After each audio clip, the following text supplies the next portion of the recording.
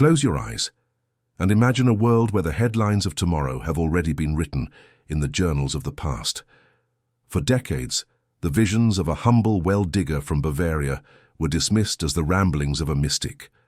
But today, as the gears of global power begin to grind and spark, the prophecies of Alois Irlmaier are no longer just stories. They are becoming our reality. Irlmaier didn't just predict a war, he mapped out a systematic collapse of the Western world with a precision that should terrify anyone paying attention. He spoke of a great city across the ocean, a land of iron towers and immense wealth, that would be silenced not by a long struggle but by a sudden watery abyss. He saw the very moment the peace would break, triggered by a single act of betrayal in the Balkans that most would ignore until it was too late. From the yellow dust that severs continents to the terrifying 3 days of darkness that reboots the planet itself, Irlmaier's roadmap is unfolding before our eyes. The most shocking part? According to his timeline, the Great American Prediction has already begun its first phase. We aren't waiting for the storm anymore. We are standing in the center of the intake.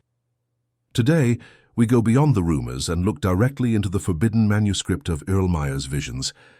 We will trace the 7 steps of the end of the old world, from the first drop of blood at a peace table to the birth of a new era. This is not a warning for the future. It is an explanation of your present. Pay close attention, because once the third man falls, the window of preparation slams shut forever. Before we begin, please take a moment to like and subscribe. Thank you. Let's get started. The world stands on a razor's edge, balanced precariously between a fragile diplomacy and an inevitable storm. Alois Irlmaier did not see a slow descent into chaos. He saw a sudden, violent snap. The vision begins not with a declaration of war, but with a deceptive cry for peace. He described a scene that haunts the modern observer. A high-level summit where the powerful leaders of the world gather to celebrate a supposed resolution to conflict. In the very moment they proclaim peace, peace, the foundation of our civilization is struck by a lightning bolt of betrayal. This is the moment Irlmaier warned us about, the moment the spark is lit in the Balkans, a region long known as the powder keg of history. The catalyst is a singular, targeted act of violence. Irlmaier was specific about the sequence of events leading to the global conflagration. He spoke of 2 figures already fallen, but it is the third murder that serves as the point of no return. A third high-ranking official is assassinated, a man of significant stature, whose death shatters the illusions of the West. This event is not an isolated crime, it is the signal. Irlmaier's descriptions suggest a cold-blooded execution that occurs during the very peace negotiations meant to prevent such a catastrophe. One murderer is described as a small dark man, while the other is taller and fair-haired. They are hired hands, instruments of a hidden hand designed to ignite the dry brush of global tension. Immediately following this strike, the landscape of the world changes overnight. The seer described the sky being filled with a white fog, a metaphorical and perhaps literal haze that blinds the leadership of the West to the coming onslaught. While the diplomats are still debating the legalities of the assassination, the real movement begins in the shadows. Irlmaier's vision is one of terrifying speed. He warned that the war would not be preceded by long periods of mobilization or public warnings. Instead, it arrives like a thief in the night. The peace conference is revealed to be a masterstroke of deception, a smokescreen used to lull the world into a false sense of security, while the massive machinery of the East is oiled and ready for the leap. This transition from diplomacy to total destruction is what makes Irlmaier's America prediction so chilling. He emphasized that at the exact time the great city across the sea is preoccupied with its own internal divisions and social unrest, the external trigger is pulled. The assassination is the bridge between the political world we think we understand and the raw kinetic nightmare of the invasion. Irlmaier's words remind us that the collapse of the modern order is not a gradual erosion, but a sudden fracture. When the third man falls, the clock stops. The great city will look toward the horizon, expecting more dialogue, only to find that the time for words has ended. The sequence is set: the peace summit, the assassination, and then the sudden, overwhelming roar of the advance. We are told to watch for the signs in the east, for when the peace is most loudly proclaimed, the end is closest at hand. When the third assassination shatters the silence of the peace negotiations, the response is not a gradual escalation, it is a tidal wave of steel. Alois Irlmaier's vision of the invasion of Europe is defined by a singular, terrifying characteristic: speed. He described an onslaught so rapid that it defies the traditional logic of warfare. This is the thunder from the east, a massive, coordinated movement of armored forces that pours across the landscape like water through a broken dam. In his visions, Irlmaier saw the forces of the east advancing in 3 distinct wedges or prongs. These are not slow-moving infantry lines, but lightning-fast columns of tanks and armored vehicles that do not stop for obstacles, moving night and day toward the heart of the west. The first wedge strikes from the northeast, sweeping through the plains with a velocity that leaves no time for mobilization. The second wedge pushes through the center, and the third surges from the southeast, creating a pincer movement designed to paralyze the continent. Irlmaier was adamant that this advance would be so swift that the populations in their path would barely have time to realize the war had begun before the iron spears were upon them. He spoke of the Rhine River as the final natural barrier, but even this becomes a scene of desperation. The sheer mass of the eastern forces is described as an unstoppable force, a mechanical beast that consumes everything in its path, driven by a singular will to reach the Atlantic coast. What makes this vision particularly haunting is the description of the technology involved. Irlmaier, a man of simple origins, struggled to name the machines he saw, yet his descriptions are uncannily accurate to modern high-speed mechanized warfare. He spoke of large birds that darken the sky and iron wagons that move with a precision and speed that was unthinkable in his era. He noted that the defenders of the West are caught completely off guard. While the political leaders were focused on the peace conference mentioned in the previous part, the military reality on the ground becomes a fait accompli. There is no front line in the traditional sense. There is only a rapid, overwhelming penetration of territory that renders conventional defense strategies obsolete.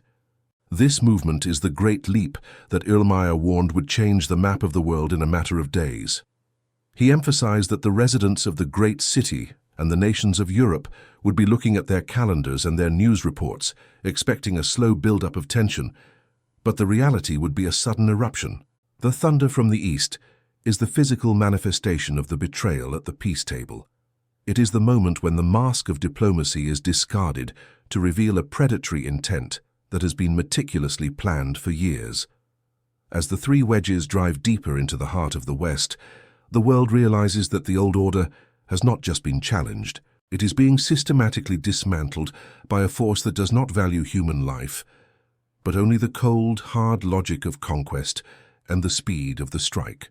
As the 3 wedges of the eastern advance tear across the continent, Alois Irlmaier's vision shifts from conventional warfare to a terrifying, supernatural technology that seals the fate of millions. This is perhaps his most famous and chilling prophecy, the creation of the death strip. He described a fleet of great birds that rise from the sands and fly across the land, but they do not drop traditional bombs. Instead, they release a substance that Irlmaier called yellow dust, or golden rain. This substance is not a gas that disperses into the air.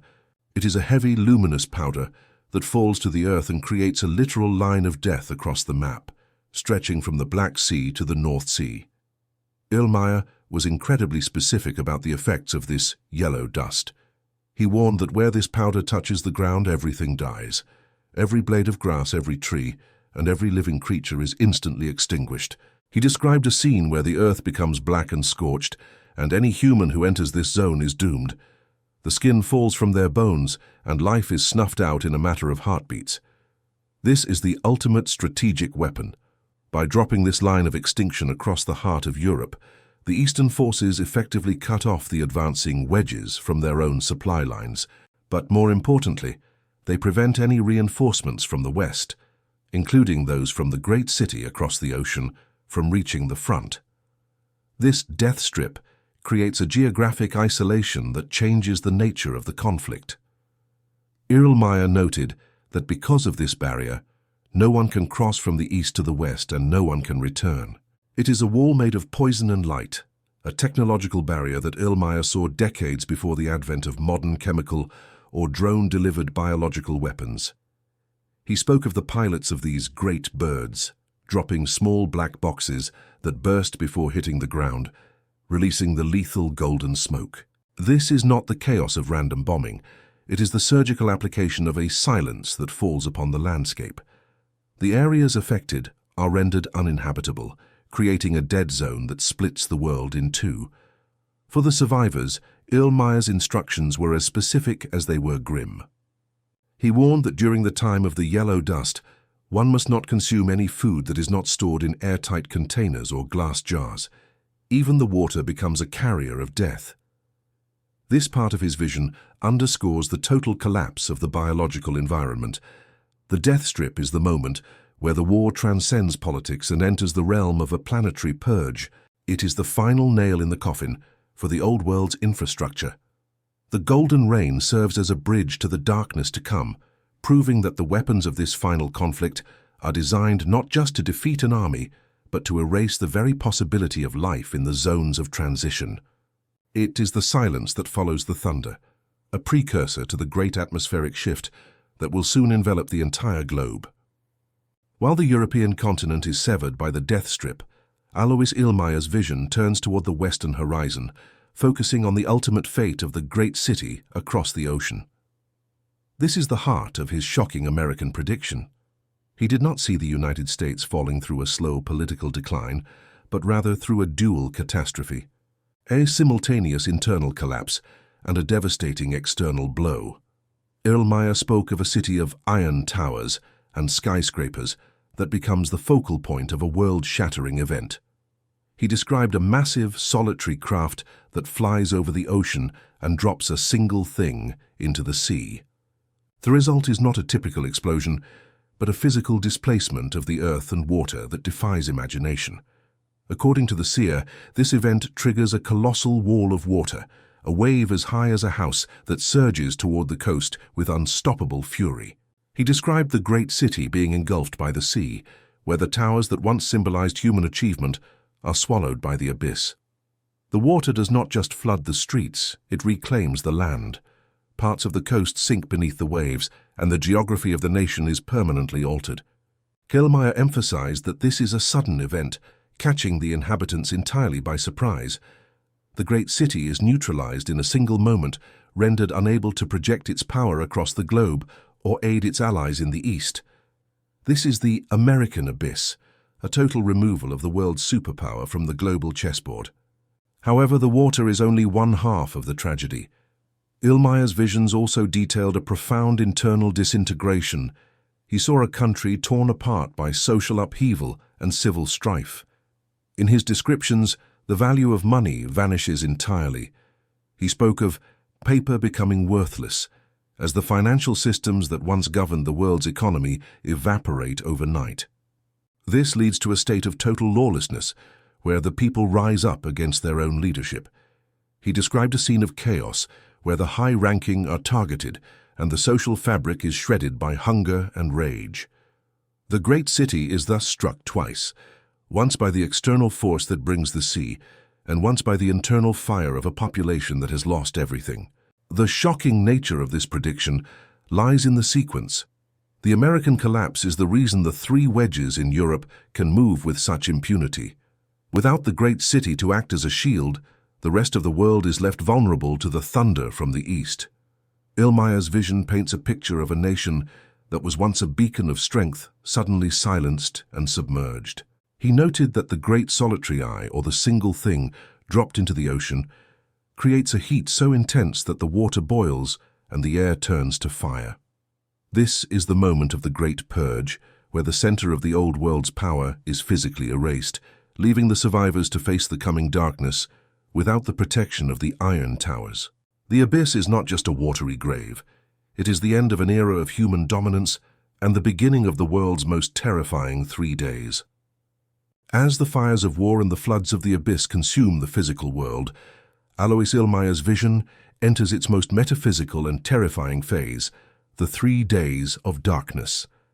This is not a man-made blackout or a seasonal eclipse, but a total supernatural veil that descends upon the entire planet. Irlmaier described a moment when the sky turns black as coal, even in the middle of the day. He spoke of a great darkness that lasts for 72 hours, during which the sun and the moon disappear completely.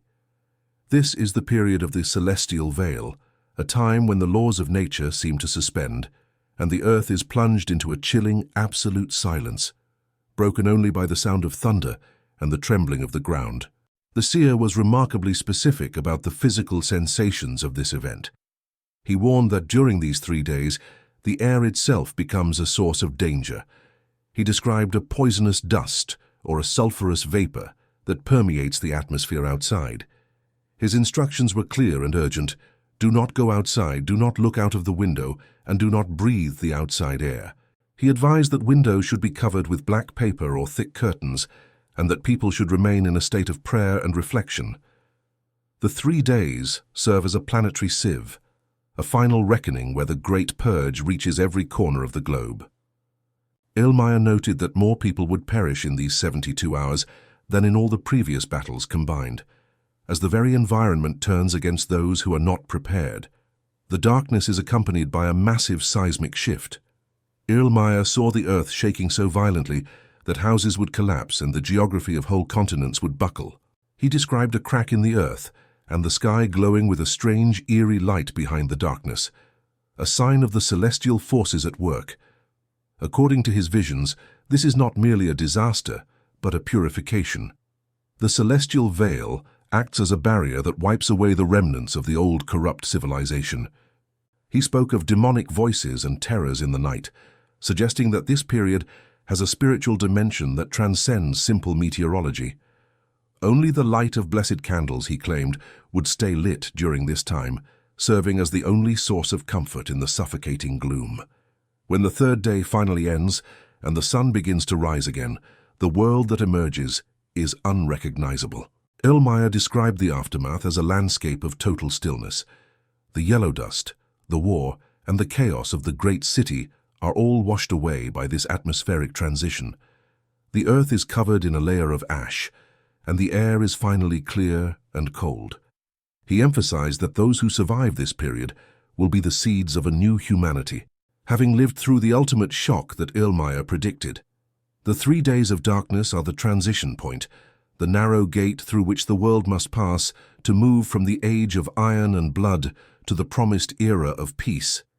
It is the moment when the great solitary eye is closed and the world is reborn in the silence of a new dawn. Before the final atmospheric shadows and the yellow dust descend, Alois Irlmaier's vision focuses on the internal rotting of the old world structures. He did not see the global conflict beginning in a vacuum. He saw it preceded by a total social and financial collapse that leaves nations hollow and defenseless.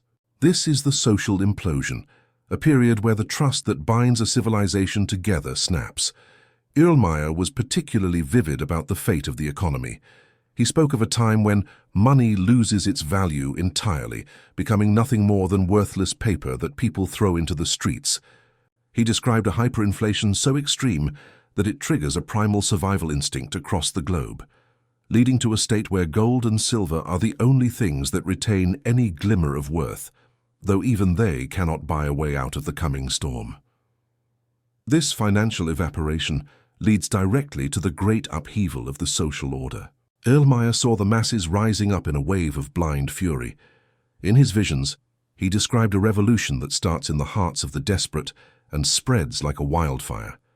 He was specific about the high-ranking and the wealthy being targeted.